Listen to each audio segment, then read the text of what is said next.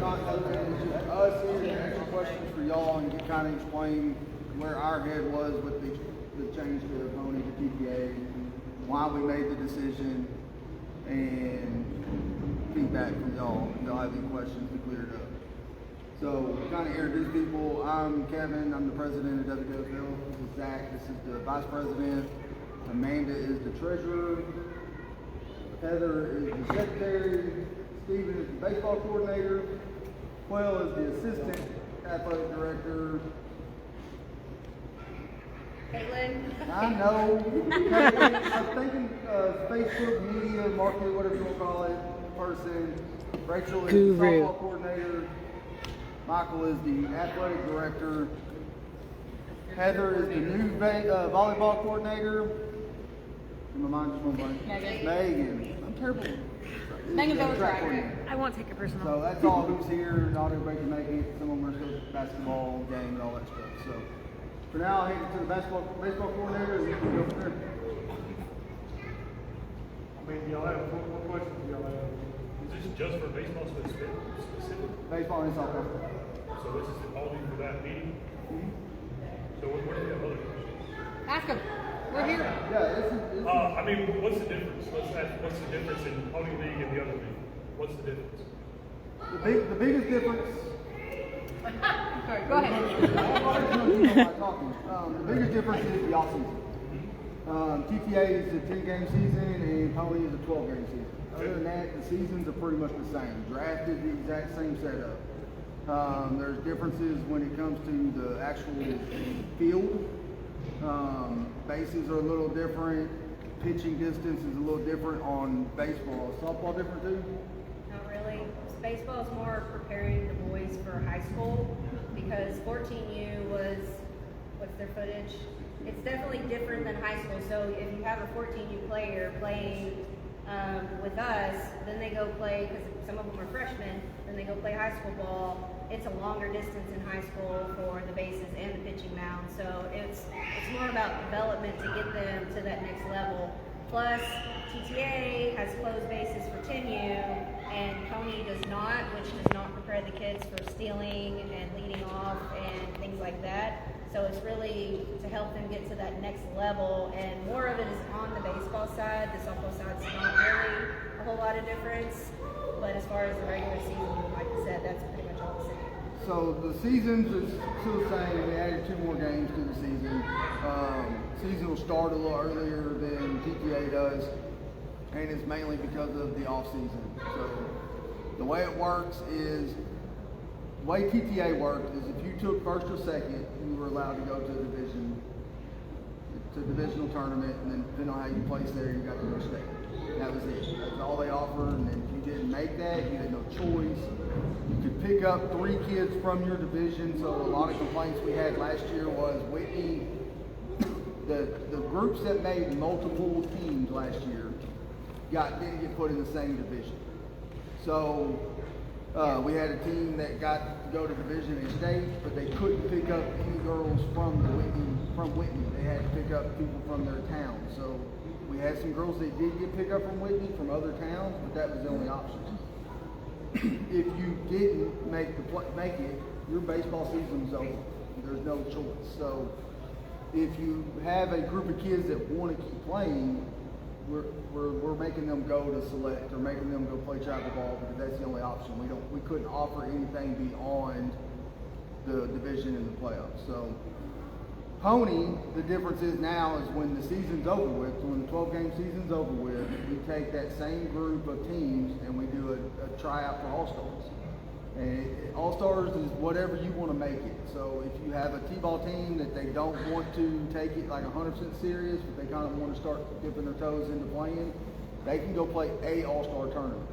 If they want to play 5 All-Star tournaments, that is part of it too. It's going to be up to the individual team on how far they take it. So like you can kind of ramp it up into a full summer deal. You can play like 6 or 7 tournaments before their division starts.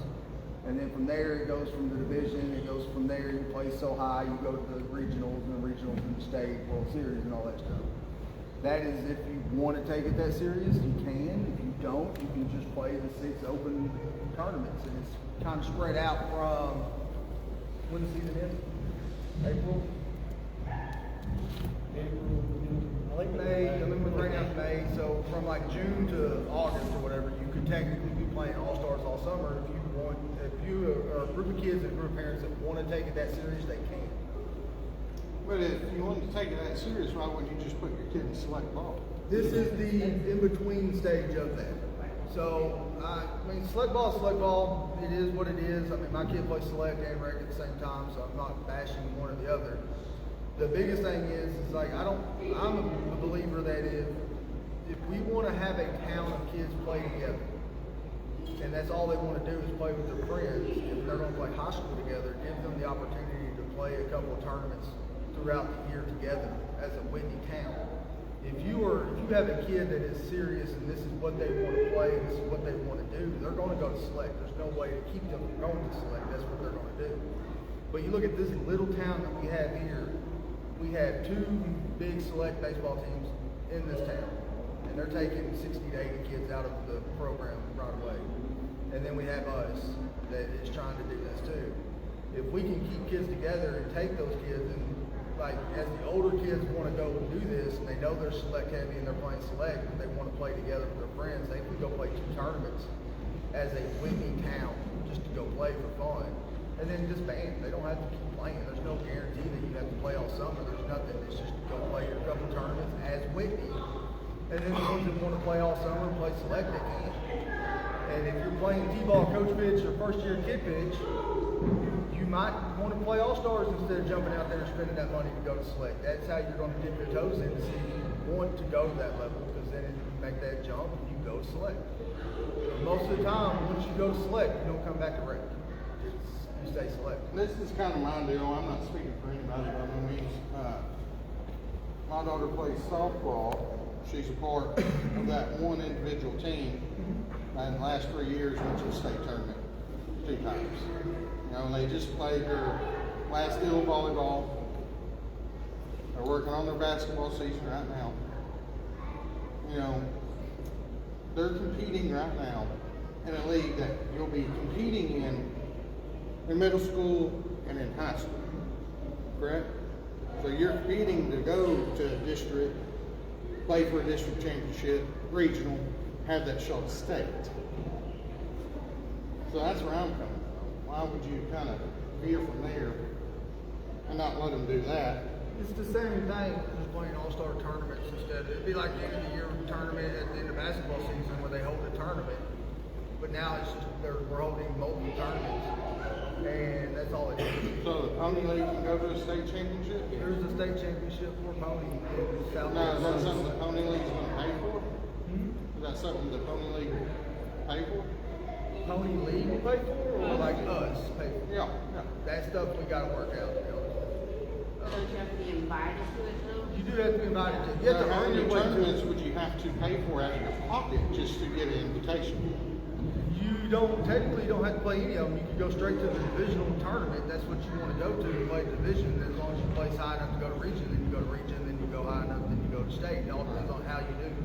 That part, that phase of it is no different than TTA. It's regional, division, state, And then World Series. during the season, we had what, 2, 3?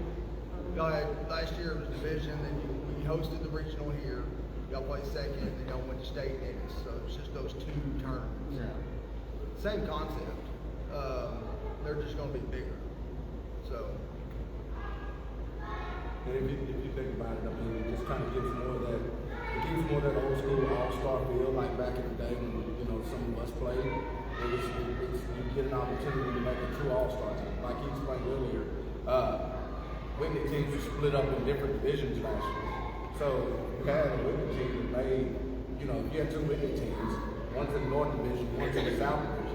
Say the team in the South Division goes on, right? That was us. We had our chance every time and we get messed over every time. Right. Well, see, that's the thing. Y'all couldn't hit from the other Whitney team. This kind of negates that. It eliminates that. It gives that opportunity back. So, you know, say Coach Ever goes again. you know, and now they can go together on a Whitney team, and you can mix those girls, and you can keep all of those Whitney girls together. You don't have to go get a kid from West or a kid from Blum or, you know, what have you, just to add extra kids to your team. You get to keep all of your Whitney kids together, if that's what we're trying to do. I mean, I think that's our ultimate goal here, is at the end of the season. You know, if we make an all-star team, we want to represent our town. You know, and so that's kind of, you know, like I say, there's differences in faces and whatnot, but and as far as the tournaments go, I mean, you think about the price tag for select, you're gonna pay anywhere from sometimes $12,000 to $15,000 to $2,000 to join the select team. 1,000%. I think you're gonna come out a lot cheaper, kind of going this route if your kid makes the all-star team. Well, if you have a group of kids that more than likely would, just about all of them make an all-star team, and that are real competitive, and that could go a long time in it, how can parents sit there and pay for it Well, I mean, every time? typically Because with bait us- sales and all this ain't gonna work for Right, people that work every day. and I got you. And so typically with your select tournaments, they're about $250 to $300 a team. And then umpire. Right, and a lot of that has umpires included, you know, with some of these tournaments. So you're thinking $25-$30 a kid. You know, that's not $500-$600. You see what I'm saying? So you're paying $25-$30 a kid per tournament. You're gonna come out way less than that. And then Tournaments are 2 or 3 days. yeah. So if tournaments in El Paso, you gotta pay for Saturday. boarding. And then unless you get into your regional and cities and all that stuff and World Series, then you're talking $35. So I mean, Well, but you're saying like tournaments in El Paso, and that's not really where they're looking at for some of these big tournaments. People who are already putting in for them, like yes, like Saginaw, but Cleburne, Weatherford, we're not looking at an El Paso tournament right now. They're all much more local than that. It's the same kind of distance whenever you had to drive to Ennis. That's still the kind of distance that is currently being looked at. I mean, it's still the region. We're just now, instead of being PTA, it's pretty much us and South. We are the farthest south, so it's us and north now. So the farthest tournament is the Saginaw.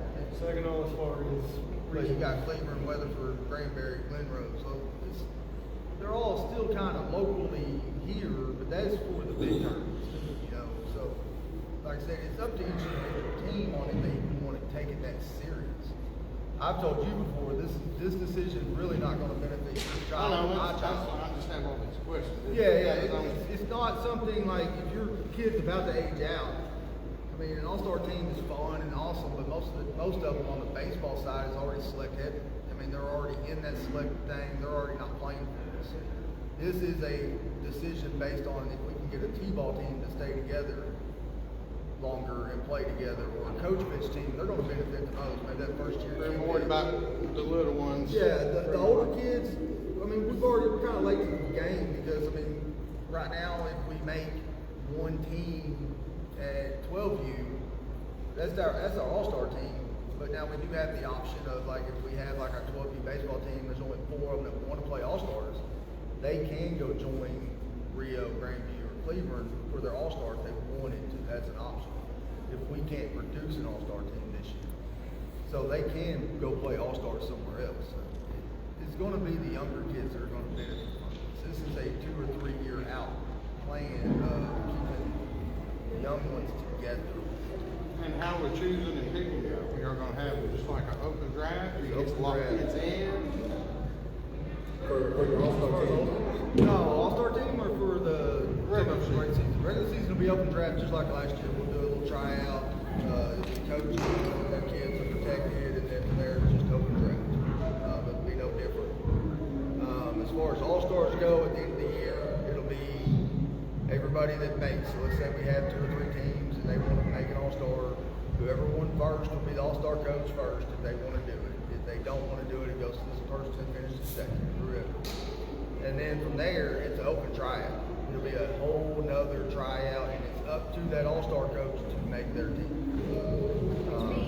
With board If you have pay. less serious players, like I imagine you had some players that didn't really want to go into June and July for the playoffs on y'all's team last year. If you have less serious players that don't really care about it, you had to take them last year, right? Or you almost didn't have a team. you have an option of more players, people that actually want to go into the summer and things like that, so that reduces that limitation. Well, yeah, but last year they put back out before we turned our roster to the state. Yeah, but you could only take your team and 3 additional players. Oh, right, but I'm saying they could have backed out Yeah. before then. Yeah, they could have Had backed our out. team, like, your If team. you had a team of 5 kids or 4 kids that didn't want it, like, no, we're done. And they backed out, you're only allowed to pick up 3. There's a chance you could have gone into the division with nine girls. I don't think it would have affected y'all, but I'm just saying there's teams that have that problem. That's right, I just think should be the coach's obligation to get with the whole group and talk with the whole group of parents and say, hey, we're competitive, we're serious, we need to know now, instead of. Well, that's where the all-stars the come in. coaching Once you get to and that point, it's up to the coach to make their all-star team. It's just, they're picking, instead of picking out of the whole league, they're picking out of Whitney. That's the biggest thing. But they can pick up other town kids if they didn't have enough. How far are we traveling with this new league? Where are we going? Cleveland, for regular season, Cleveland, we got the farthest Cleveland Grandview. Where else? That's it. So here in Cleveland? Yeah, there's a chance that a 14U team might have to travel farther because their 14U would be the only one that would have to travel for the most part. Am I right? How many towns are in this league? And from 14U and down, it's Cleveland, Rio, and Grandview, and us. 14U itself, Cleveland goes to Glenrose, Alvarado. It's pretty much who makes a 14U team in this area, and then they get together. I mean, that's just what it boils down to. They said that every year a 14U. For the fall games, is that the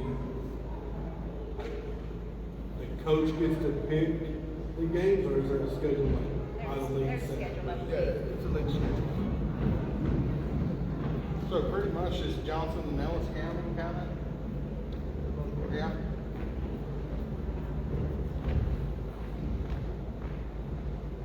Is there higher competition in this new league compared to the old? I can't answer that really, to be honest with you, because if you think of it this way, Cleveland is going to be in a position, they are a bigger town, but let's say like our coach Fish will make it 2 teams. They could be making 9. But once you get to that many numbers, how competitive is your team going to be across the board when you're diluting your teams down? So with us unfortunately not ever playing in it, I don't know. But I mean, yes, in theory, the All-Stars would definitely be more competitive. Turn throughout year after year will make our kids. Yes. But as far as the season goes, that is one of those things. Who knows? It could be us, it could be Rio, it could be like these smaller towns because we're taking the same pool percentage, but we're only doing 1 team or 2 teams, where they're taking more. We're taking 10 teams. That's where they're going to really benefit from the All-Stars. Because now they're taking all the talent from their 10 teams and making 1 team.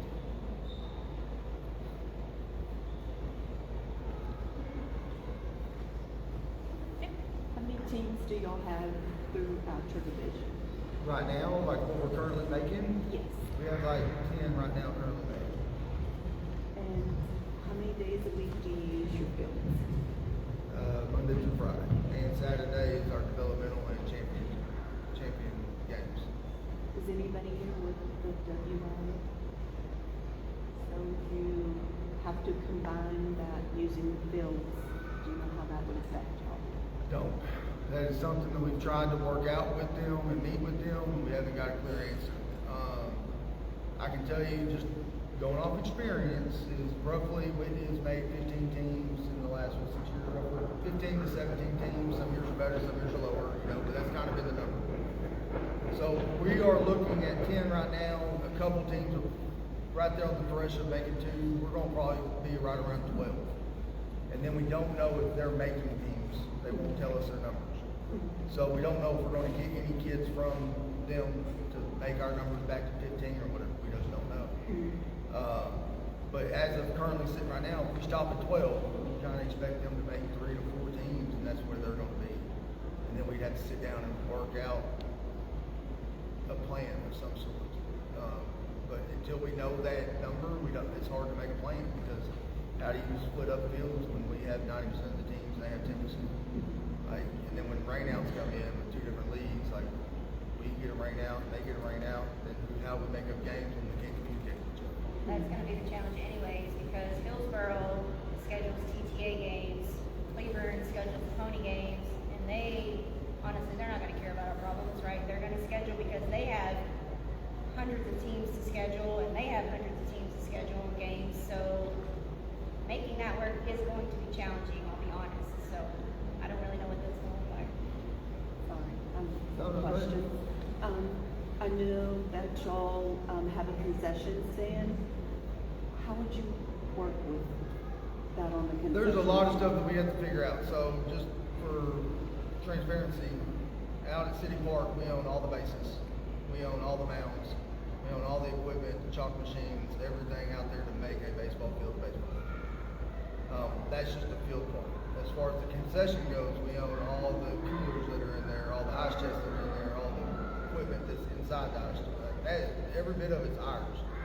So I don't know how we would work that out with them, where we would have to give them permission to use our stuff. And that's where we would have to sit down with them and kind of figure out what's going on and how they plan on doing it, and just go from there. Last question. If I also came to you right now and asked you if you were insured and you had your 501(c), could you produce them? I have all of that. And you introduced your board already, and I just want to say the fields look absolutely amazing. You know, should give They need yourself a work, read. but they're getting there. They're getting there. That's all the questions I have. They're out there every day. Yes, I drove out there and I know what they looked like at one time. And I guess one more question. Do you at any time in Whitney history, has there actually been two separate leagues that use the field? No, so there's always been, so I'm not from here, I lived here about 7 years ago. It's always been two leagues up until a year ago. They did baseball, basketball, soccer, flag, and then we did all the other sports. So there was always two leagues, but we never crossed, other than football and then tackle and flag. So we never really dealt with each other. I believe the other organization had a lease with the city and they've had one, so it was never really, even if there had been two, they've had that lease for a while, I think. And we're talking about WWFL, not the. Yeah, right. So whenever WIA dissolved, we kind of took over the lease that they had, so like our name just got kind of put onto everything. So everything that they had been doing and using, then we were able to utilize and kind of revamp. And also, just nobody's asked, so with us making this move, this also gives us an opportunity to offer fall ball. It is something that we can do. It's going to be through Cleburne too, but it is a opportunity for the kids that just want to play baseball and they don't really want to play any other sport. Now we can offer fall ball.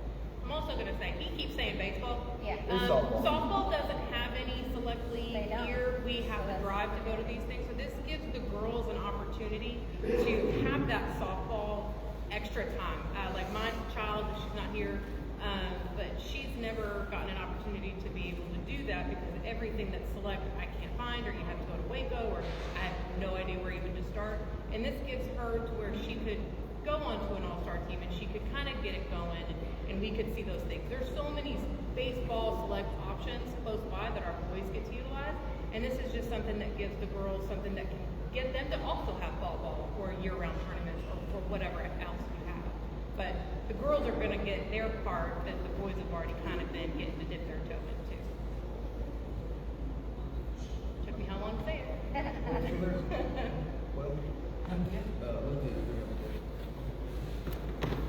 I will say the plan isn't to play with Cleveland for the next 10 years. We're trying to grow pony in this area to try to convince some of these other small towns to grow with us and grow pony here where we can host more of these games and not have to travel to Cleveland.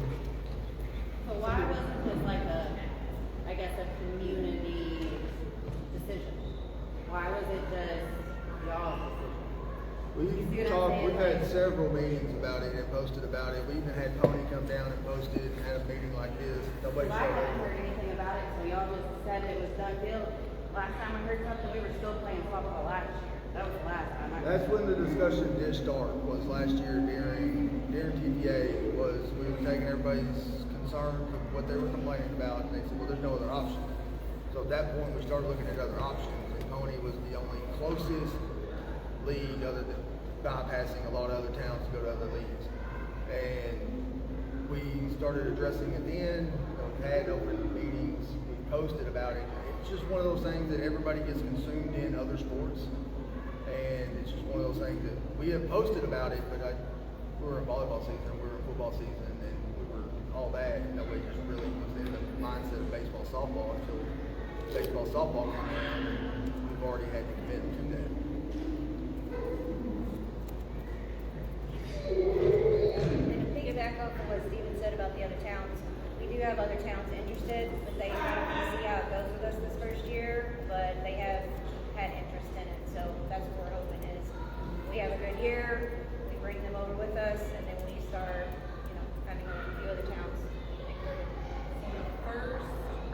The one agenda I found, I don't know if there's others, but it was posted on the agenda for September 7th, 2025, 6:30 p.m. for the discussion of pony or softball, baseball. I don't know when exactly that meeting was held, but that was for like our board meeting discussion, which anybody could have come to, but that's one of the posts that I found, just because I don't know all the dates. Yes. Was that posted like on a group chat or? No, it's posted on on Facebook. We have to post it on Facebook, so all of our agendas are posted. I didn't scroll back to September 7th, I just went through the photos on our Facebook, but it was posted prior to that for that meeting. Was there anything else on Facebook? I don't have a Facebook, so that's why I'm asking. I don't know. No, We just posted Facebook, and there's really no other way for us to get that out. Not at basketball, volleyball game. Like the city does, you can put it on your door. Brochure. 3 days before, just like The issue with that, the only problem with that is. I got it. Don't worry. I got that. Don't worry. I got that. But we're in this gym, and during basketball season. They'll know when the meeting is. But no, I mean, we could post something, but everybody only walks in this gym when we're volleyball and basketball season. And then nobody walks in this gym until we're either at City Park or we're at the football field or wherever. This is the downside of us not having a library or something that we can constantly meet at. Well, yeah, but y'all have our emails, like y'all could reach out to us coaches, or, I mean, we could put a poll on Facebook or something. Like, I just feel like we were left out in regards, and I really feel like y'all just made a decision. It definitely wasn't a decision that was made. I can tell you that. We've been discussing it, like you said, since baseball, softball, hit basketball, you know.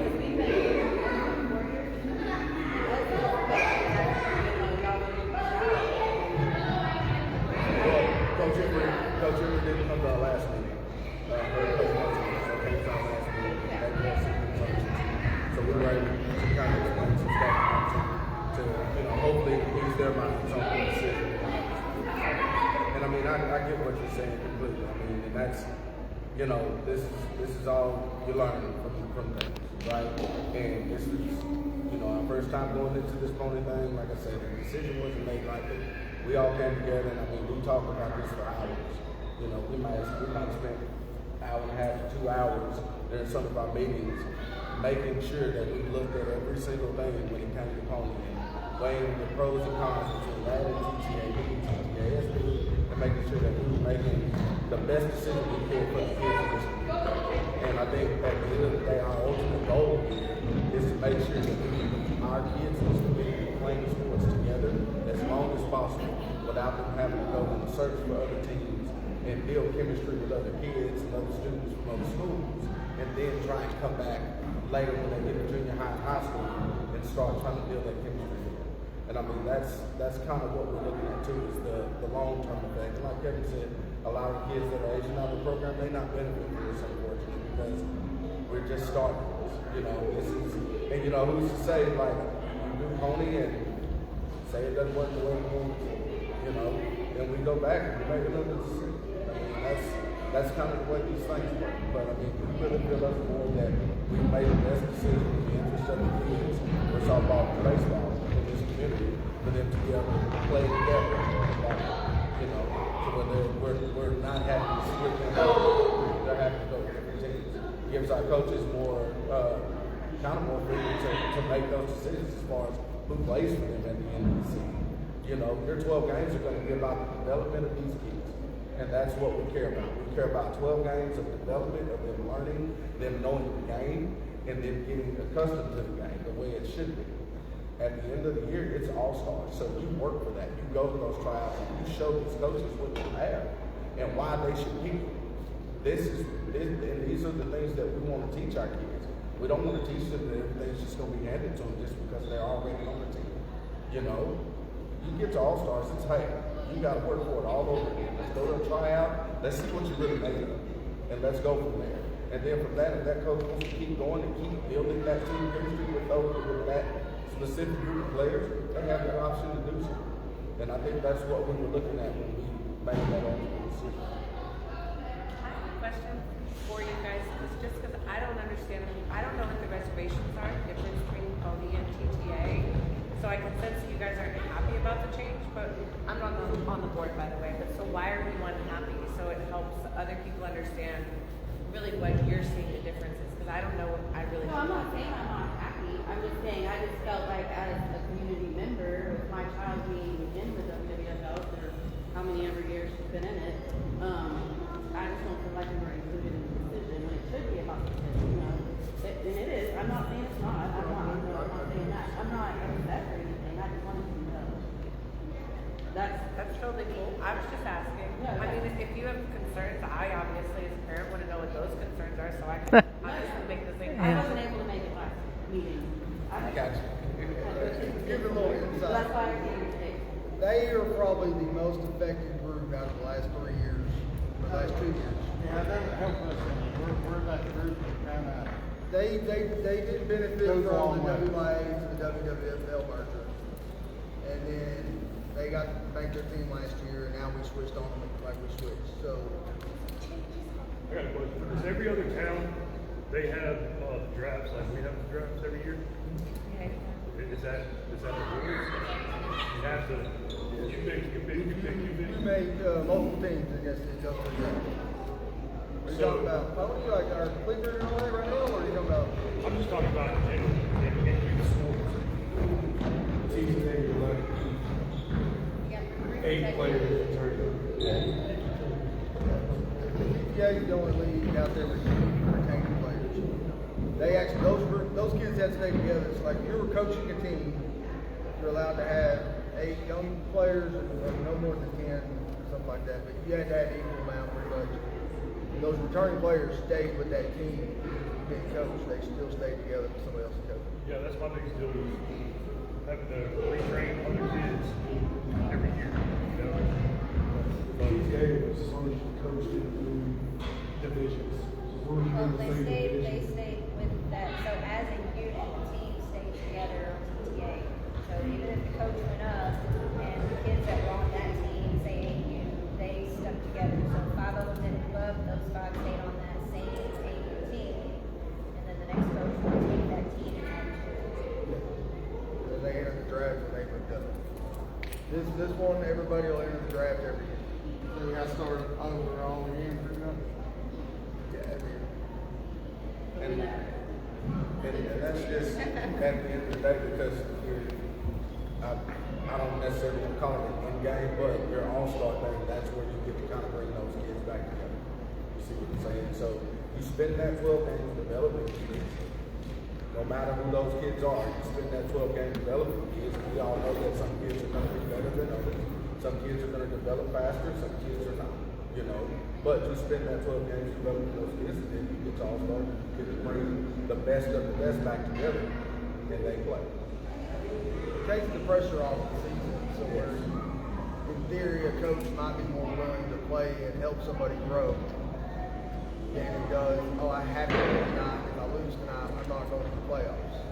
And that's the biggest thing. It does take some of the pressure off during the season. You're still playing for first and second. You're still playing for the trophy and the rings and all that stuff. But Pony puts more into the offseason, into the All-Stars than they actually do the season. So. I know this is a little late, but when you get into middle school, junior high, High school, you're sitting there teaching them kids. You gotta go in, you gotta go play hard, win, so you can advance. That's the motto, right? That's what everybody's playing for. Pony, So is the it biggest, kinda, these tough games and go to All-Stars, if these people get to go, I know what you're trying. I think I know what you're saying. I don't know. Correct me if I'm wrong, but you have to think of it this way: there's going to be 40 kids that are going to be playing sports at any given point, and out of those 40, how many are actually going to be playing in high school, or how many are playing now just for the fun of it? So you're teaching the kids that yes, you need to advance, you need to get better, you need to win, but those kids that know that they're not going to play sports once junior high starts, what are they learning from it other than I'm not good enough to play, so I'm just trying to play with my friends? That's the biggest difference, and that's where All-Stars kicks in. If you take that same mentality of I'm here to win, put it with that group of girls or boys that are going to play together in high school, and that's where that's at. This is more set. Huh? high school isn't gonna have a All-Star. No, but high school's going to have the All-Star team together. That is your high school. Yeah, your varsity So you're developing chemistry. Your all-star team is your high school.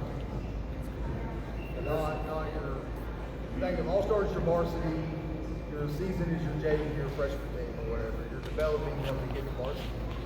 So through the season, you're developing them to move up to that varsity level, which is awesome. And that's going to come through, you know, the coaches too, how competitive they are, how they teach the kids, you know, how well they teach the kids to compete. You know what I'm saying? So that's kind of on the coaches too. Other thing is, what's the difference in the money? Why is it, was it $50 higher, $60 higher? So ours, I mean, I can't speak for why theirs is so cheap. Ours is uniform, your concession buyout. It's always been that, right? It's It always. was the exact same as last year. There was no change. Yeah. So ours is. Uniforms, umpires, concession buyout, insurances, Chalk. it's chalk and that sort of, it's all, everything, it's the exact same price as last year. So I looked at the other TTA teams, like towns around us. So Clifton is 100, West is 100 for girls, I believe, 110 for boys. Hillsborough is either 100 or 105. So we're right in there on the same as what everybody else is as well.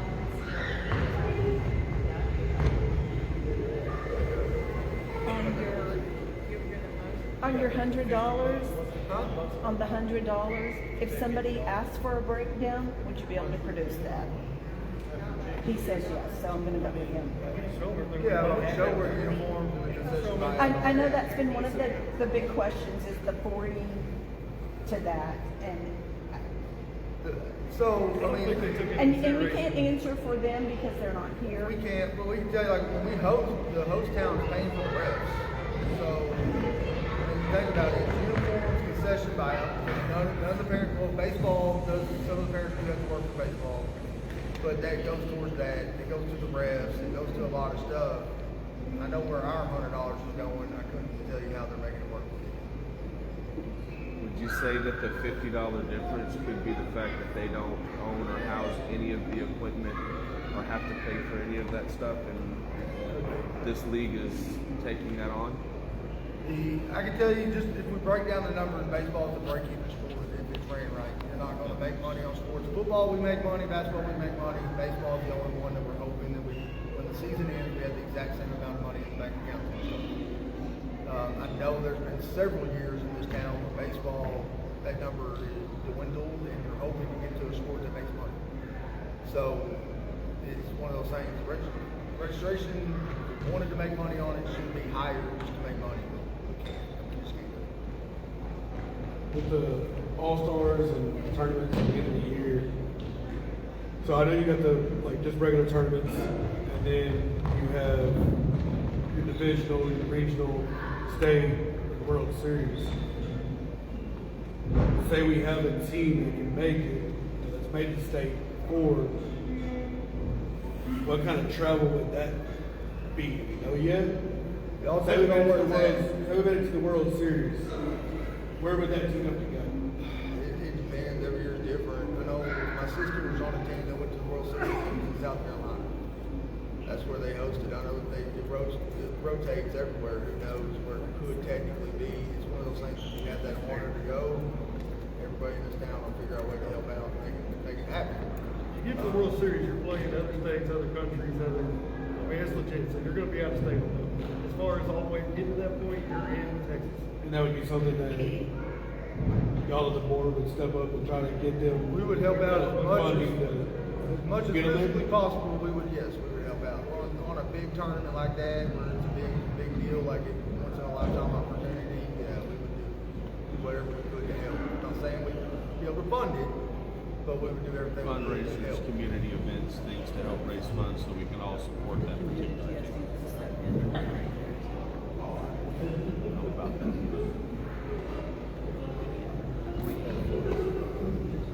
Yes, ma'am. You're fine. Ask away. I know that you've extended an olive branch. Moving forward, how would you do a calendar with 2 teams?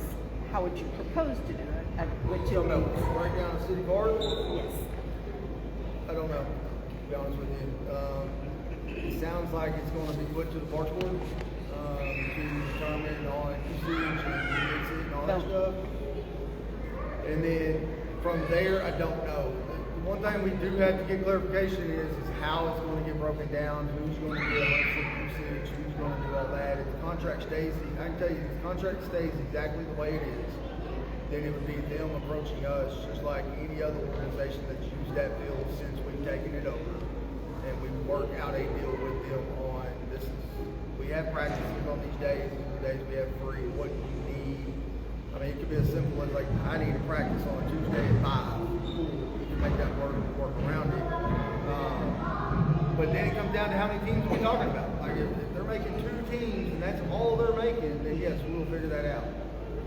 I hope, in a weird way, if they make 15 teams, we're in bigger trouble than just in general anyway. I mean, there's not enough park space in this town anyway, so we have to figure it out. And has there been any open communication between the 2 organizations? I did meet with their president last night. There was nothing talked about as far as the park. I can tell you that much. There was communication, but we did not discuss the park. We did not discuss their numbers. We didn't I couldn't get their numbers from them. I couldn't get if they were 501c3. I couldn't verify that insurance or any of that. He didn't want to talk about any of that. It was just more talk. So. And I really don't have a dog in the fight. Obviously, I showed up in a town this spring. I have grandchildren in 3 school districts, but I do live here, and I would like to see it succeed. And I do really honestly think y'all have done a very wonderful job. It looks very nice out there, and it's not always been the case.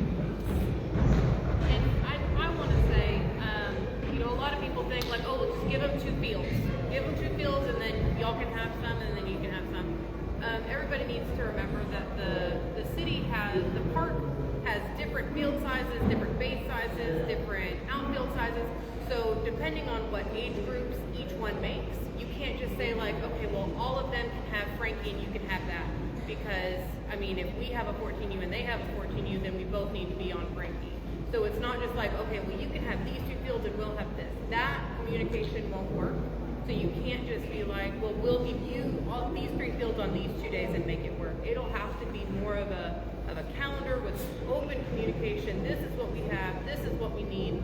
And it will have to be an open book conversation. And that has to happen in order to be able to make sure that every kid who signed up and is a part of whichever league gets to be on the right field that they need to be on. They need to make sure that all their games still get to be there. That whole thing is not just you have these fields and then we'll make it work. Because, I mean, you don't want to put your baseball boys on softball field. So it'll have to be open. And then the first rain out is going to throw that calendar out. But what would stop another organization from forming and getting to use that also? So then you would have... The lease that we have with the city helps. And, if you were to have if we were to make more and we had 12 teams and they had 3 teams, it would be easier for us to kind of make something together with having one person over a calendar, and then we can assign and we can go from there.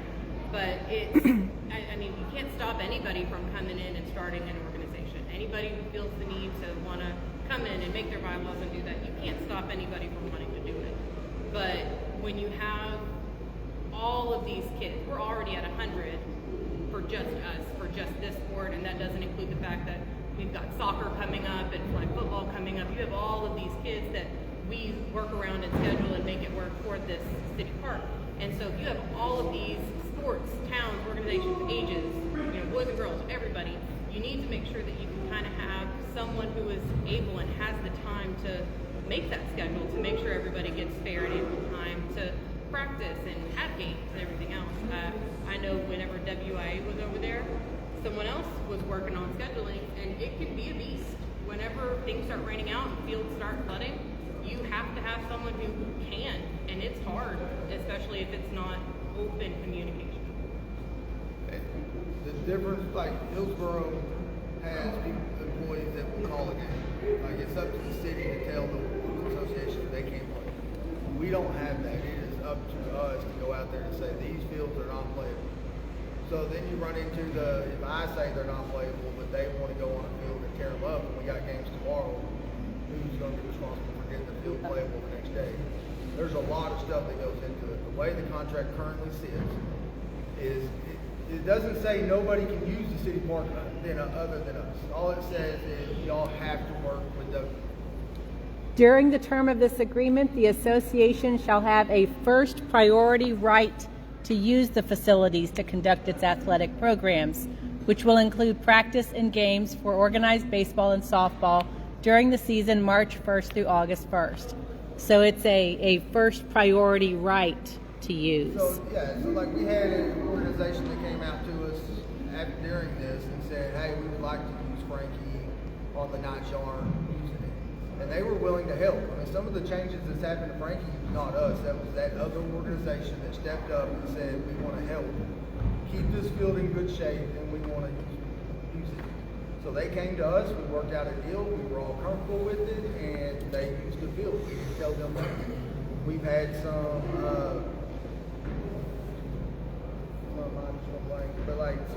kids that wanted to do private lessons. They've come to us and worked out a deal where they're helping us to take care of stuff, and we just also he's saying worked out a deal. He's not saying worked out a monetary deal or like you're charging. He's worked out a deal to make sure that we go over there and turn the lights on, or make sure that they have access, or make sure that this is here for them. Worked out a deal is worked out a communication agreement. That we know when they're going to be there. So if I get the phone call of why are the lights on, then I can say, oh, so-and-so's up there practicing, they worked it out. And then it's a simple deal. Or nothing was turned off, or it wasn't locked. I know who was there. And it's a simple, I'll get that addressed. And it's not somebody vandalized it, or somebody used this, and we don't know what happened. We know what's going on. They're not going to bring it to the city what happened. So would the select leagues be able to use the city parks? So the other organization that's done all the work at Frankie Rose is a select organization. Yes.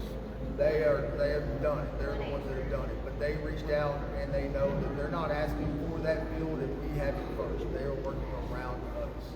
They also understand that once our season starts, field usage is pretty much like it's slim, because at any given point we had like every field going last year, plus games and plus practices and all that. So they understand that they might have to only get to use it on Sunday, but they understand that going into it, that's what they're agreeing to. So they're not pushing for more than that. But the way the current agreement is, they have to talk to us first. And we can't say, and technically we can't tell anybody no, it's not our part. It's just we have to work out an agreement and take it back to the city. And all I do is make a phone call saying I've agreed to this for these people to use the fields on this night, and they know that that's what's going on, and that's all it is. Because if anything happens, I'm the first call that's getting called, and why did the park get destroyed? And, well, we weren't there. It's just accountability to know who's using the park when. That's all it is. And to clear up, the other organization is really not an organization, it's two men that have one team that plays for the organization. Yeah. Two of their coaches reached out to us and actually sat down with the board and did it. But they are part of a select organization. But what that shows is that it's possible to utilize the field.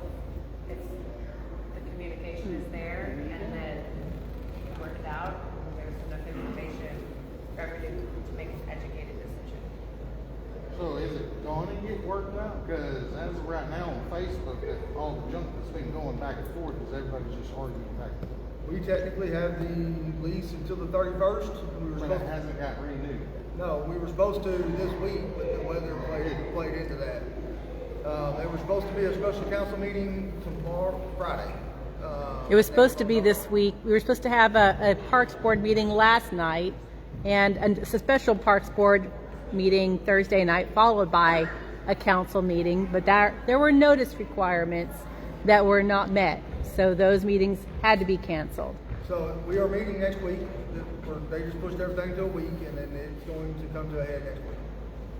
Of some form, some fashion, however it is. There will be a Parks Board meeting where everybody is welcome to speak, and I really encourage everybody to show up and speak and tell the Parks Board. They're going to be their very first meeting ever. Whitney hasn't had a Parks Board, so this is a new thing. Lots of growing pains and learning curves, but it's kind of fortuitous that we have a bunch of new brains that will be able to look at all this. I know from a legal standpoint that if the other organization, they have to produce the 501c3, they have to produce insurance stuff. And you can see on the City Council public packet for the January 22nd, 2026 meeting, the agreement that was in place, that is still in place, is shared in that packet on page 35. So you can all go read it. You can see what's being asked, what's being allowed. I know that right now it's kind of a weird thing because the city is leasing the park from the Army Corps of Engineers, and that city park lease is up on April 11th, 2028. So, however, as long as the city has operational control, I suspect that the city attorney will tell us that we have to handle everything as equitably as possible. But when you've got scheduling issues, someone's going to have operational control of the schedule. And it's like, I right now that's you guys. Right now that's so. There's a lot of stuff up in the air. I mean, and if it doesn't go in our favor, we will figure out a way to make this work. I mean, but just so everybody knows, we didn't know about this other league until half y'all found out. We saw the same Facebook post that y'all saw about their registration. There was zero communication leading up to that. There was zero anything that was told that that's what they were going to do. And we got blindsided just like the rest of y'all, and we were trying to scramble to figure out how to make this work for everybody who's involved. To answer your question, yes, something will be worked out. So I just look at it as, I'm here in Whitney, I pay a shitload of taxes according to my language, but I should be able to go up there with my kid anytime, not ask anybody. You can, right? You still can. I do it all the time. I see this man there every day or every other day when I'm going to my son. You can. Well, if I got a Batting cages, all of it. Yeah.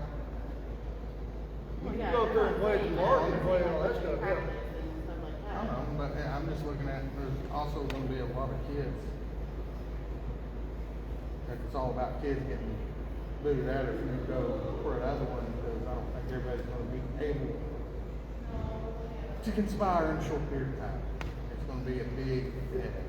I mean, it is. At the end of the day, this is not a win-win situation for anybody. I mean, it's going to be somebody's going to get their feelings hurt, and it's going to come down to that first rain out.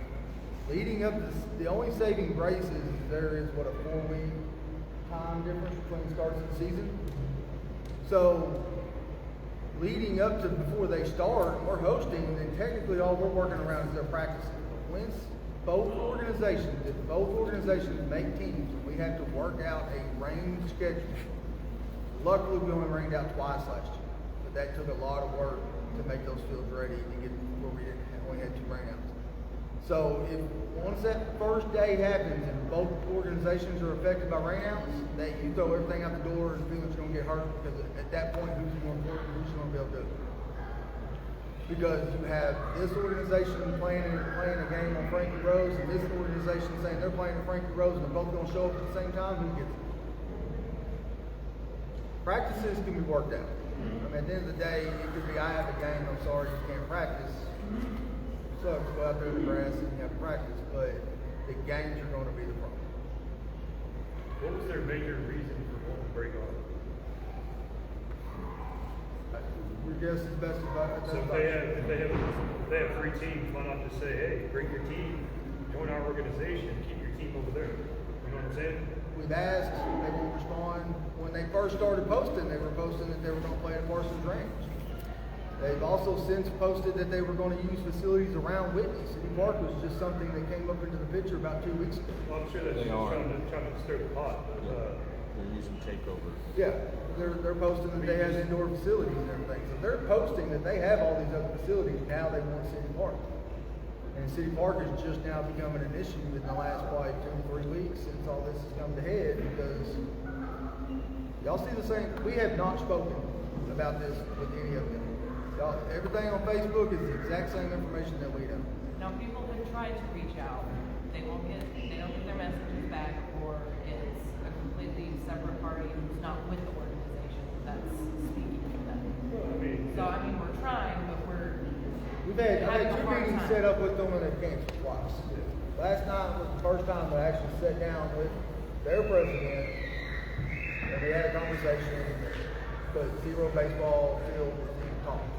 I will say though, back and forth BS on Facebook, I wouldn't come to a meeting with y'all either.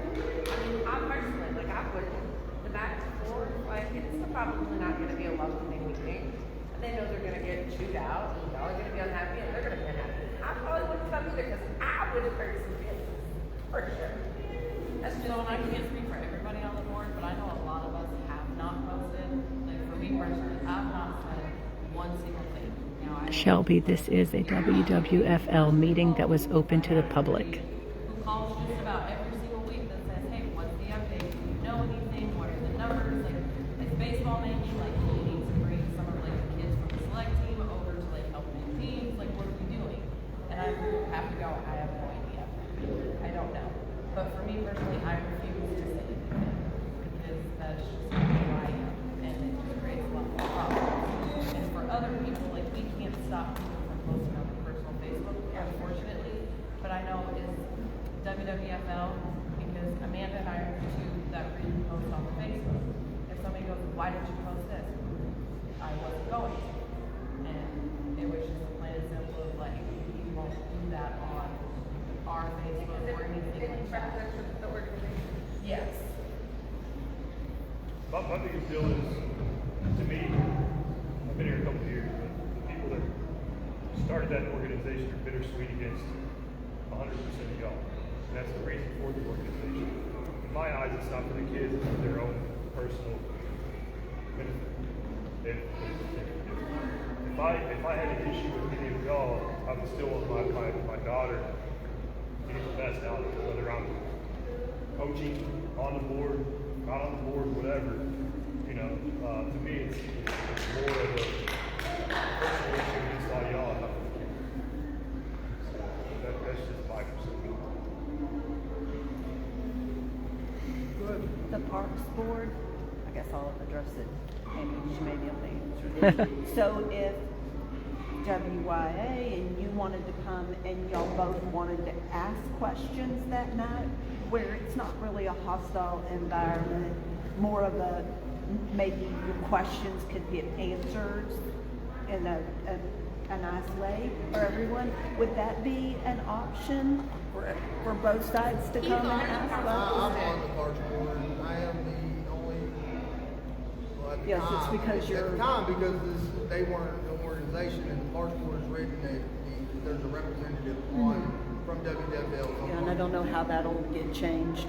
Well, this is the other interesting part, is the agreement flat out states that we're only talking about written schedules of the athletic season. So everybody who wants to use the field has to provide a written schedule. So there's not going to really be an option to withhold information.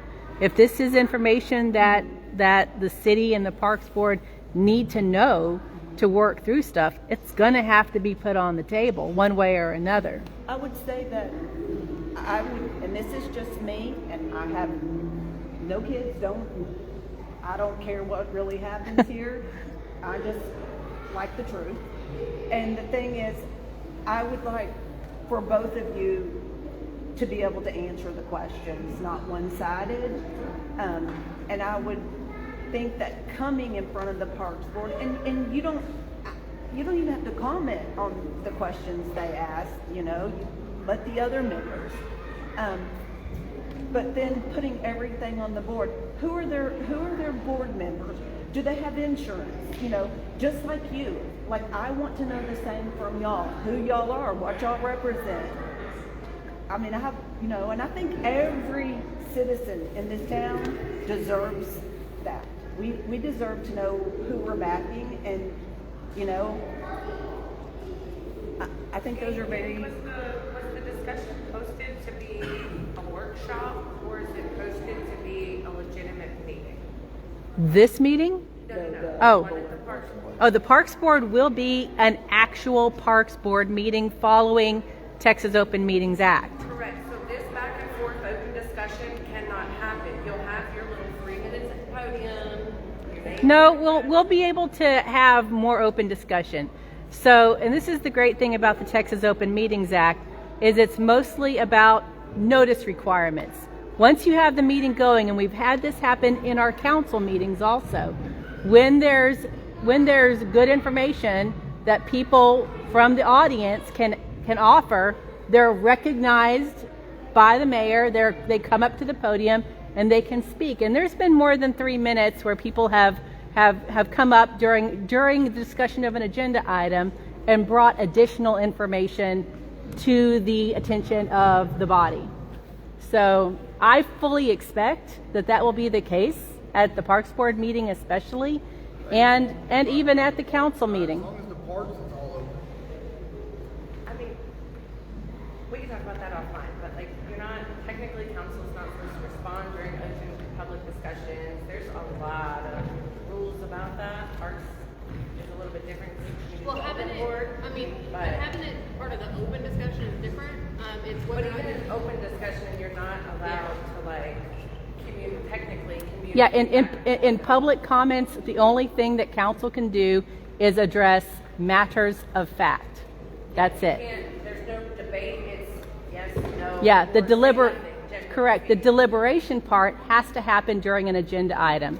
So when someone comes up and says something about WYA, then council can ask them questions and get more information from whoever is speaking, because the deliberation of the topic has been properly noticed. As long as it's noticed, discussion can happen as freely as the body will allow. So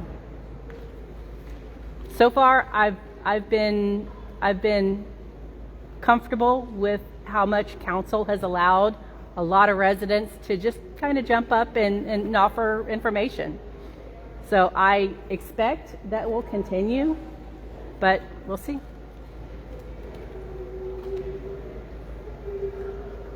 Anything else? All right. I know.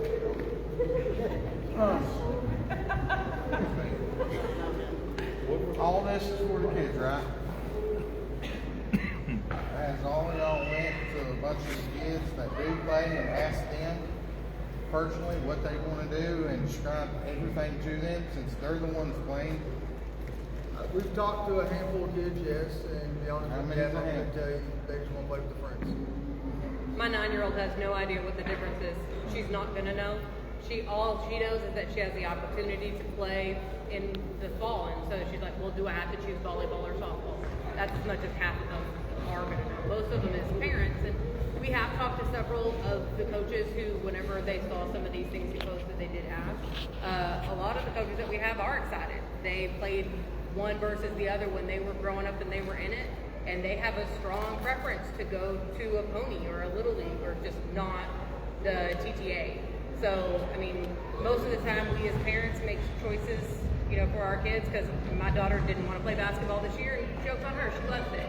So it is a discussion for everybody, but my daughter just wants to play with her friends, and she wants to know how many of her friends are going to play. Right, but again, like they said, the pony league thing doesn't benefit our team. So us asking our girls what they would like to do is different. You know? To be clear, it doesn't benefit my kids. Correct. Yeah, the benefit will come through 8 to 10 years of these kids playing year-round ball together. So someone like my son, have been playing together for 4 to 5 Yeah. years, and they're great together. I understand that, You but know what I mean? you got a full year together So for 8 to 10 years. On that That's a note, great you said y'all benefit. girls been playing 4 to 5 years together. What prevents them from playing this year, next year together with pony? Oh, I didn't say there was anything. Okay, I'm just asking a question. I can tell you from a personal standpoint, where my daughter's been on 2 of the state tournament teams. Pony League, her season ends at the end of the season, regular season, because we do not play on Sundays. It is a personal conviction of ours, and I'm not saying anyone who does it wrong. It's been an established personal conviction of ours.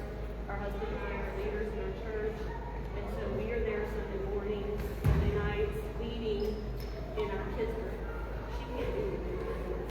She won't do the big tournaments while she's in our home, and it's our decision. So what she's had for years to look forward to going to state, if we go ponies now on, she has till the end of the season, she's got it.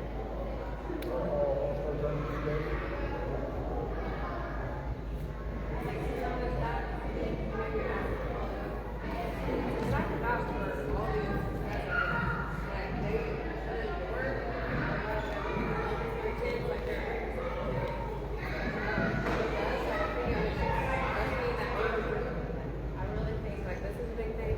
I know we have a couple of play selects and then that kind of interferes. So there's multiple things, but I think it solely being like a weekend thing for me, and it being kind of all starts. You know, you get to put the two together then, but it's church and the weekend tournament. I think that's where it like affects a lot of our girls, because I think there's going to be a lot that can get to that point, but then you know, we got church, we got, you know, there's a lot of other things, and then a lot of the players, then it would be kind of going on the team. But if the tournament's up on the TTA though, I have a weekends, just going to coach pitch, so I have their weekends. Yeah, so that was really the big thing for us. Like, as far as organization, like, I love every one of y'all. Like, I've been aside y'all, like, from day one. It's just that, I think it's just the only thing that kind of popped up, like, for our It feels like we're getting pulled apart again, you know, and that's happened to us year after year. I want to say most of us do have older kids. So, like, this is not a decision that we did because it's going to benefit our kids. I mean, for most of us, we are out. Like, our kids are gone, and, like, with Jordan, we're in the same boat y'all are in. Like, that's what I need to keep remembering. It's mainly for little ones, but mainly yeah, and I don't want y'all to think I'm mad or because I'm not. I just wanted more information. That's all I wanted was more information. looking forward to the future. and it's one of those things that it's going to benefit the T-ball coach pitch, and it's going to keep him, like, there's going to be parents in this town that can't afford to play select. Like, they're just not going to afford the fees, but they might be able to afford to go play 2 or 3 tournaments, and who knows, they might get on that team that could go everywhere, and the town gets behind them. Who knows? You know, it's a rare deal. It's not like we're seeing Texas towns in the World Series or whatever, but it can happen. It's just the decision, after all the complaints we've heard from years and years and years with TTA, to we run it for 1 year, we're like, this is what all y'all are complaining about, to talking, and there's not that many options out there to make a choice or make it, like, there's only a handful you do. So this kind of fixed a lot of problems, but at the same time, we understand that it's going to hurt the older kids, and that's affecting the majority of us. So, we're in the same boat as y'all. So, go ahead. On the Facebook stream, someone is asking, who is the president of the other league? Do you know their name? Chris Upton. Chris Upton. That's the only person I know 100% sure who's on that. On the Parks Board, other than him, do you know if there's anyone else on this board or the WYA board that is on the Parks Board? Does the city know that answer? I don't personally. I know Stefania spoke during the council item discussion. I believe. The president told me last night Stefania is not on there. Okay. Not on their board. I was just asking because I would feel like that's a conflict of interest for anyone. And if you guys had anyone on there, I hope y'all, I mean, obviously we can see your board now, but if they did, I hope they would speak up because I just, transparency is key here in communication. We can basically tell y'all this. WIS came to light the day we opened our registration up there. The day before, the day after. Yeah. So we were just as blindsided as everyone else. Okay, we had no idea that there was even an inkling of another organization being formed or started or that was going to come into play. We opened our registration with the intent of being ready to start our season on the day we're supposed to start our season. And that was what we knew at that point. And so when we saw the Facebook post and things of that nature, we were just as surprised. So then all of the conversation started. So I get everybody's concerned with all the Facebook posts and all that stuff. So at the end of the day, we opened our registration with the intent of starting our season as normal, just like we did last year, with no interruption. And so now we're here, and I can tell you this. I think I can speak for everybody up here when I can tell y'all that at the end of the day, all we want to do is run a successful baseball, softball season for the kids in Whitney, Texas, and that is that. All the Facebook crap aside, we want to run a successful baseball, softball season and give these kids an opportunity to play together as long as possible. And that is our goal. And just like with any other sport, football, track, volleyball, golf, soccer, whatever season we're in at that time. These board members that sit up here before y'all are here day and night, tirelessly. They go to their jobs, they leave their jobs, and they spend 80% of their time in a gym or on a field somewhere doing something. Okay? So at the end of the day, I just want everybody to know that and understand that whatever decisions are made, we are doing the best we can as a board to make decisions in the best interest of each and every one of these kids who sign up for our program. And that is all. We don't have any other ulterior motives. We just want to put it together so that these kids have an opportunity. Like we say, there are some kids that only play one sport. We're going to make sure that we do everything that we can to offer that sport. And if we can dabble in something else, we'll discuss it as a board, and we'll dabble in something else, and you'll hear about it. But at the end of the day, we all work our butts off, I promise you, to make sure that all these kids have a season. And we just want to continue to do that. That's all. Not this year. I don't see it happening this year. Next year, if this all works out, this does open the opportunity for us to host pony tournaments at that point. Will that bring more revenue to our fields and our town? It will bring revenue to us, which in turn will put revenue into the field. Yeah, you'll be able to upgrade things, fencing, all that good stuff. Right now, they're asking for people who can host tournaments. We do have an opportunity to host, but we can't say we can't host. We can't confirm. And I mean, they would be big tournaments, like 30 plus teams who would come in and have it over. And charge gate fees and turn gate fees into growth. And why can't y'all confirm that? Because we can't guarantee access to the field. Because the city has not signed the agreement. The city has not. So right now, this agreement expires. When did it say? The 31st. On the 31st. So the city could be getting extra revenue in from these tournaments. So this is where, honestly, personally, I'm going to be falling back on the city attorney. because as somebody asked on here, why is the city allowing 2 leagues to use this? And, you know, I can't type an answer, but I mean, at the end of the day, it's city property, and we can't pick winners and losers when it comes to the different organizations. The city can establish specific criteria like insurance and written schedules and stuff like that, and, you know, but because it's a government operation, everything has to be done on an equitable basis. I don't know what that's actually going to look like. And the attorney might say something along the lines of, you know what, just give these guys the same agreement and let the other guys jump in next year. They can use this year to work out stuff. I don't know what they're going to say. But right now we have one agreement. It has not been signed. And that was one of my points at the meeting was everybody's got deadlines. We, you know, the closest that we could have done that was this Thursday, but we're 2 weeks behind. Right? Yeah, Is yeah. the city also, We're 2 weeks behind. is the city 100% sure that the Corps of Engineers is going to renew in April? It's in 2028. 2028.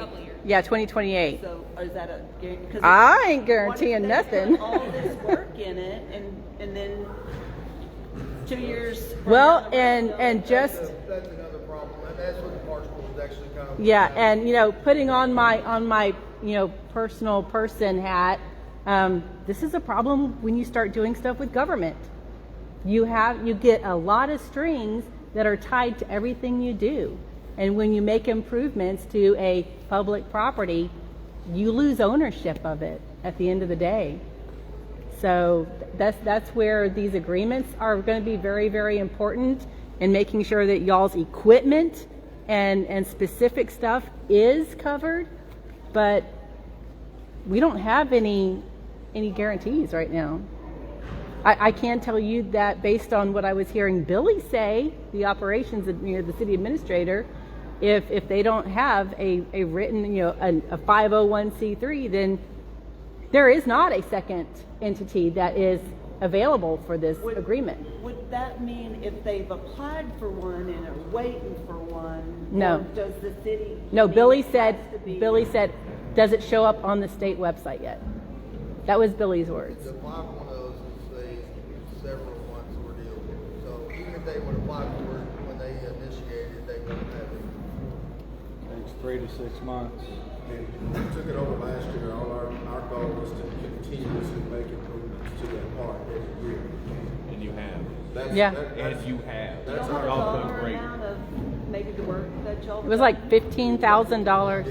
between things that we've purchased, time that we've spent, items that have been donated. But some of that are like amounts. So it's not like park improvements, but it was, when we took over, there were no mounds out there. So there was what they call dirt mounds, but they weren't mounds.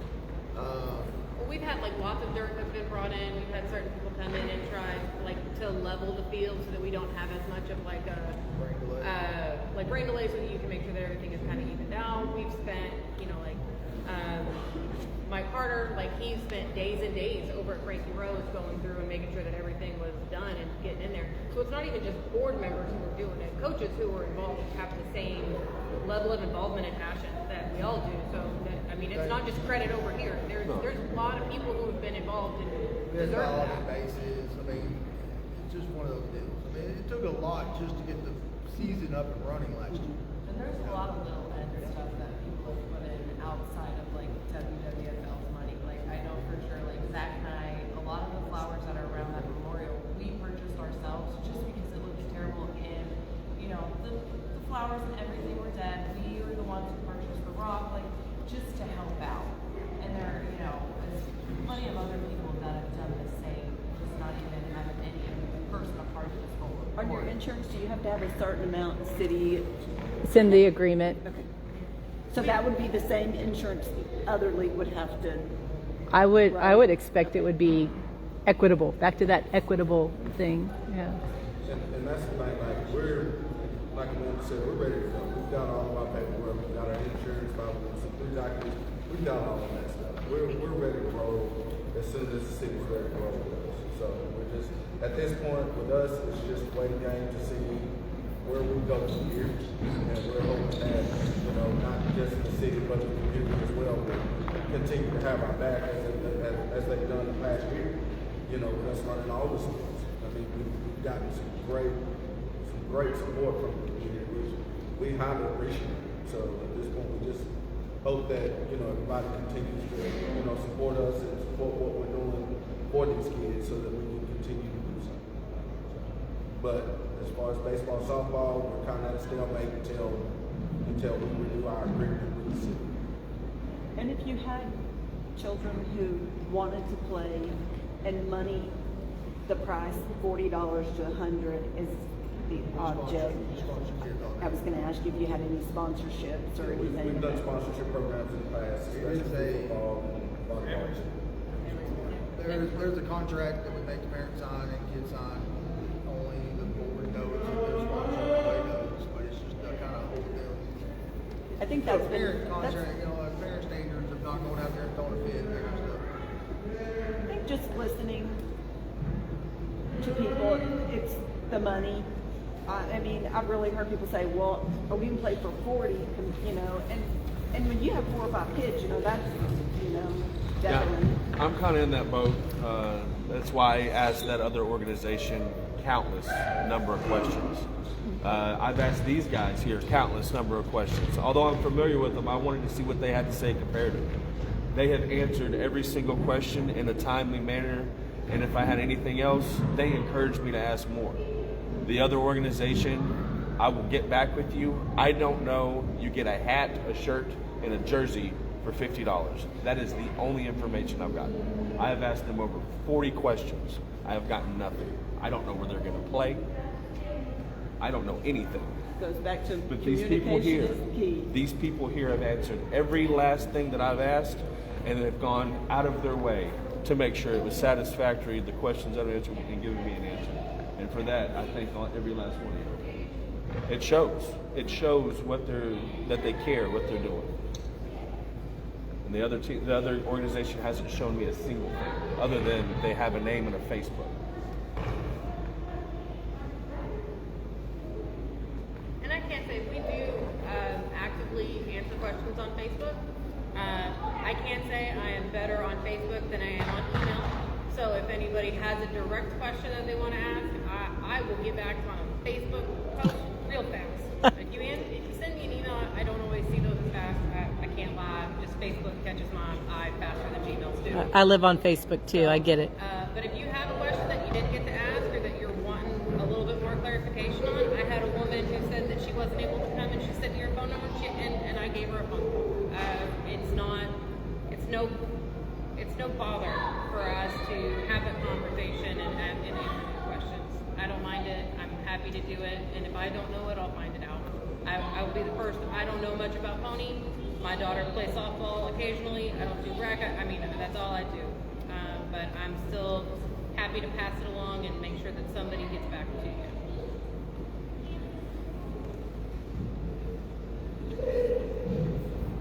You basically asked all my questions, Dana. So you got any more? Okay. I'm done. Anyone else?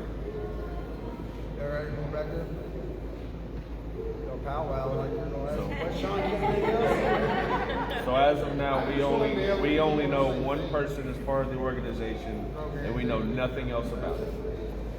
We can't As a speak- collective yeah, group, we can't speak does for anyone them. else know anything about it? I asked for who was on the board last night when I met with him, and he just said he was president, and that's all I need to talk to.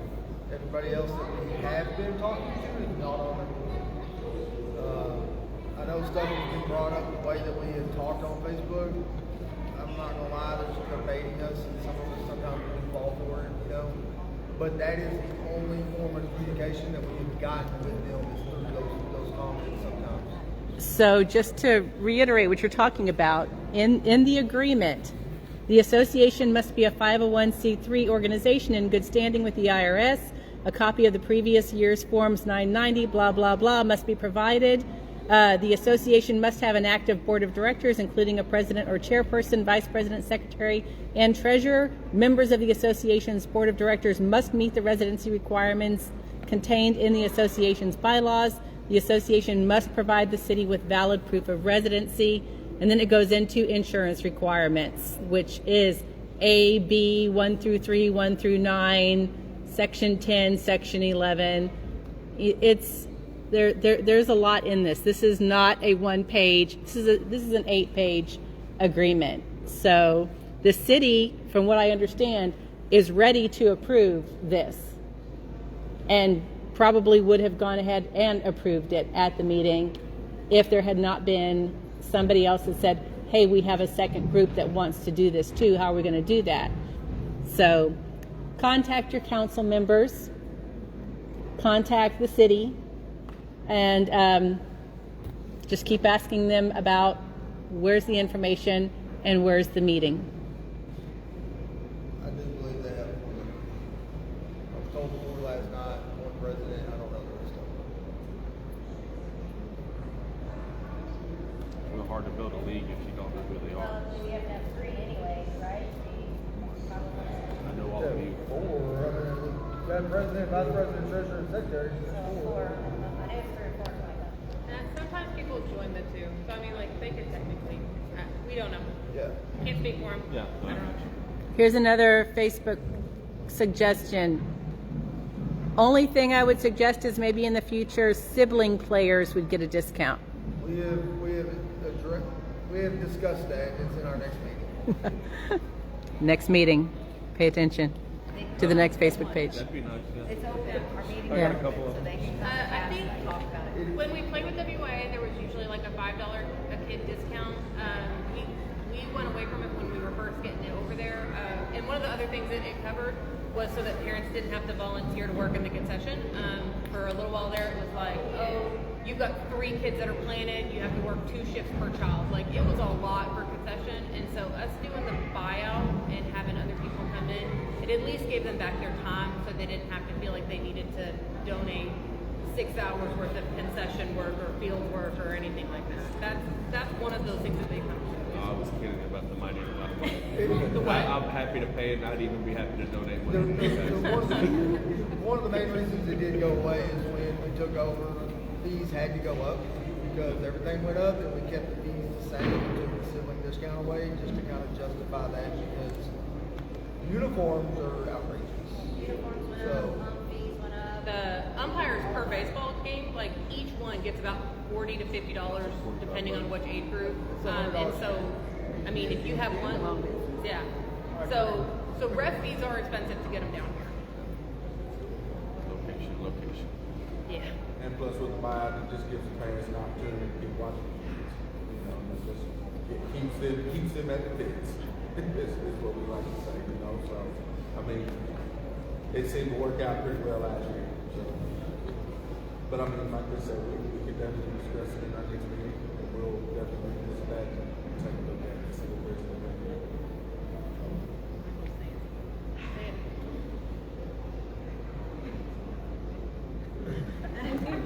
y'all got anything else? How many players per team? 15.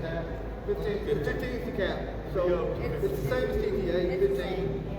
So we're fixing to run into with a couple of teams. We're fixing to be in that weird spot where we have to have, we get to 15, we can't make 17 until we get to 19. So we're fixing to be pushing to make a second team on some of these age groups because they're right at that 14, 15 number. So What age group is that? hold on, I'll tell you. Well, and that was our concern, right? So you've got Girls 6U, 2 ball. Yeah, there's a certain age group that we're still waiting on a group to get done with basketball to sign up. They haven't signed up yet. There's a couple of people that are really just focused on one sport at a time. I don't know who that is. Share numbers, right? I mean, Oh, him, okay. boys 6U is at 5, boys 8U is at 12, boys 10U is at 11, boys 12U is at 9, boys 14U is at 6, girls 6U is at 15, girls 8U is at 9, and girls 10U is at 12. Girls 12U is at 4, and 14 U's that we're struggling at 14 girls, 14 U's. That's, like I said, 14 U's are the two that we've always struggled at every year. It takes a group of kids that want to play together and get pride in the play. Yeah, last year I had a niece on the 15U, and the only reason they made it is because the coach went through and got all those baby girls going to play, and now they're a little too old. So we know some kids that haven't signed up yet, so we're looking to make one, as of right now, one team all the way up to 14U girls softball. And there are rumblings of a group that want to play together one more year, and they might sign up. We haven't heard yet. So I just had a lot of questions. Sorry. That was my biggest. Did you have another one? No, not right now, but if any offer right now. Go ahead.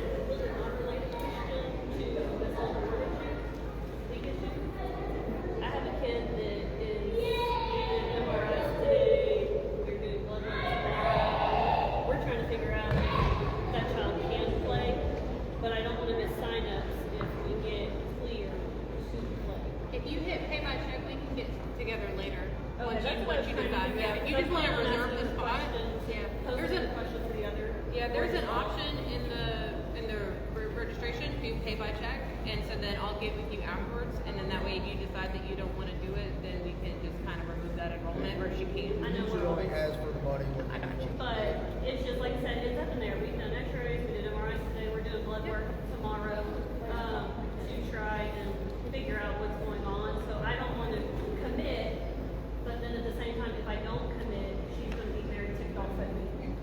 Well, you got until the 12th to. Well, tell the doctors that. Then they got till February 12th. Get it figured out. I can also say, if there's a cost issue or anything with anybody, the difference in the two, we have a couple of people who have kind of reached out and saying, like, let us know, because there's people in the community who are watching, who are more than willing to sponsor several kids. All you have to do is just send us a message separately, and then we can work on getting you all the information for those scholarships or sponsorships. Is there a way that some of us could also sign up to help with those sponsorships that you got? Yeah, I mean, if you... We've got a 2-level sponsorship program, so it goes all the way from $100 all the way up So I can get with you and make sure that I get some kiddos playing. Anybody that would be interested, we're always taking sponsors. I'll get with you later. Anything else? Thank you for setting up an open meeting that everybody can come and listen and ask all the questions. We're sorry it's so loud. We're going to dock your pay. We're talking about maybe doing something, but you know, that's kind of up to the school. We're already in the negative. Right. Well, and for the record, if you need a room, you can use the library's room. You just got to schedule it. That may be next time. Yeah. It's cold today. So cold. All right. Okay, guys. I think that's it. Any other questions? All right. Thank y'all guys for coming. Let us know if you have Okay, so yeah, so public packet. This is all on the down in the comments. I put the link there, and the city park lease is here. I had requested this and put it on my council member page, so I've got this one up. If you're interested, how this particular part works, this is coming up in a couple of years. So yeah, I'll get this video downloaded and put up onto YouTube also for folks who are not on Facebook. All right, thanks guys.